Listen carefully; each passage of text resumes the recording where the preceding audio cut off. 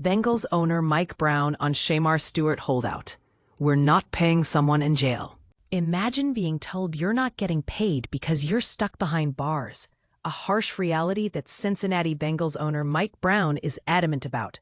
As he approaches his 90th birthday, Brown is still firmly in control of the organization and isn't afraid to speak his mind. In a rare interview during the team's local media day, he addressed the contentious contract dispute with first-round pick Shemar Stewart, and his words were nothing short of blunt. But here's where it gets interesting. The disagreement isn't about the money. It's all about the contract language. Stewart wants a fully guaranteed contract, which means he'd be entitled to the full $18.97 million over 4 years as soon as he signs. On the other hand, the Bengals want to include a clause that will allow them to void some of those guarantees if Stewart violates NFL policies or breaks a law. Brown's stance is clear. He doesn't want to pay someone who's sitting in jail. As he put it, his agent wants it to be so that if he acted in a terrible fashion, something that rises to the level of going to prison, that we would be on the line for the guarantees for the future years that haven't been paid. And our position is, nope, if that happens, we're not going to be. We're not going to be paying someone who's sitting in jail. That's not what we're going to do. This statement is sure to raise some eyebrows, and Stewart's agent, Zac Hiller, might not be thrilled to hear Brown's words. The Bengals owner is essentially drawing a line in the sand, making it clear that his team won't budge on the contract language. This means Stewart's side will have to compromise if he wants to get a deal done, or this standoff could drag on for weeks. And this is the part most people miss. The contract dispute isn't just about Stewart. It's about setting a precedent for future players. The Bengals are taking a hard stance to protect themselves from potential risks. But is this approach fair to the players? But what do you think? Should teams be able to void guarantees if a player breaks the law or violates NFL policies? Share your thoughts in the comments below. As the situation unfolds, one thing is certain. The Bengals are playing hardball, and it's going to be interesting to see how this plays out.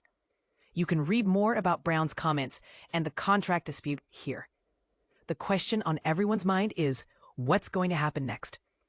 Will Stewart and the Bengals come to an agreement, or will this dispute continue to simmer?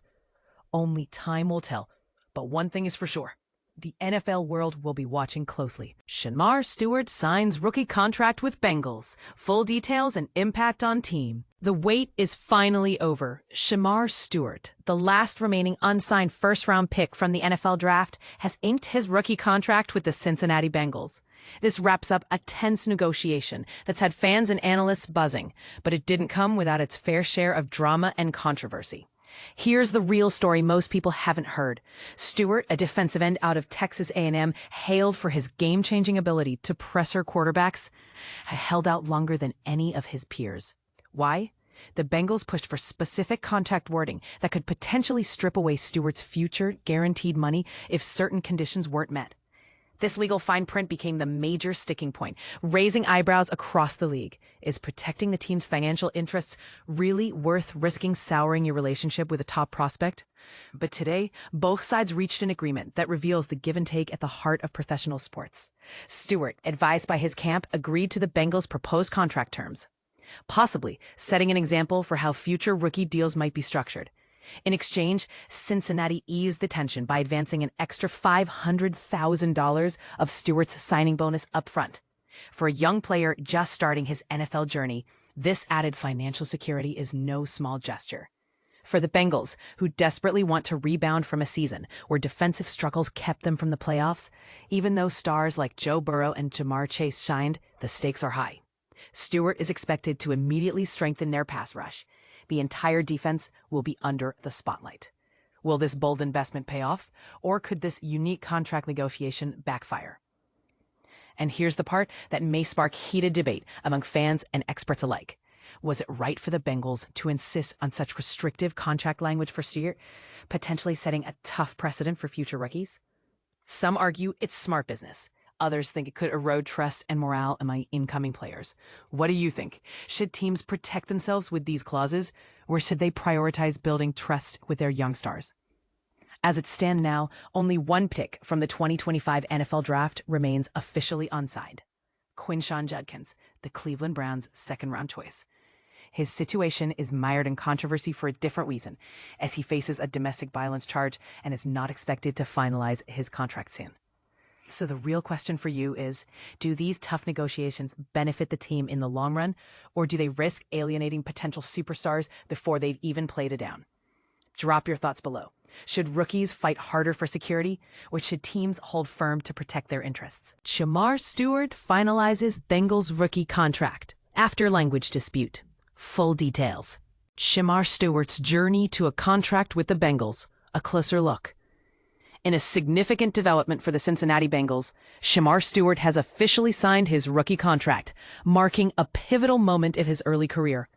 This agreement, confirmed by his agent Zac Hiller of LAA, makes Stewart the last of the first-round draft picks to finalize a deal. Stewart, a promising defensive end, selected 17th overall in the recent draft, will be entering into a 4-year contract valued at $18.97 million, which includes a substantial signing bonus of $10.4 million. This contract not only secures his financial future, but also allows him to join the Bengals just 6 days after the rookies reported for training camp. However, this agreement did not come without its challenges. The negotiations were complicated by a disagreement over specific contract language that could potentially void the guaranteed money. Stewart's absence from the Bengals' offseason workouts and the initial week of training camp was a direct result of this dispute. But here's where it gets controversial. The Bengals and Stewart eventually reached a compromise, which resulted in a more favorable payout structure for him compared to previous players drafted at the same position. This new language in the contract was a point of contention, as it allowed the team to retain some control over the guarantees in the event of misconduct. Team president Mike Brown elaborated on this issue, stating, "If he were to engage in behavior that warranted punishment, we would want to ensure that the contract isn't fully guaranteed. We wouldn't be obligated to pay someone who could hypothetically face serious legal issues." This perspective raises questions about the balance of power in player contracts and the implications for athletes' rights.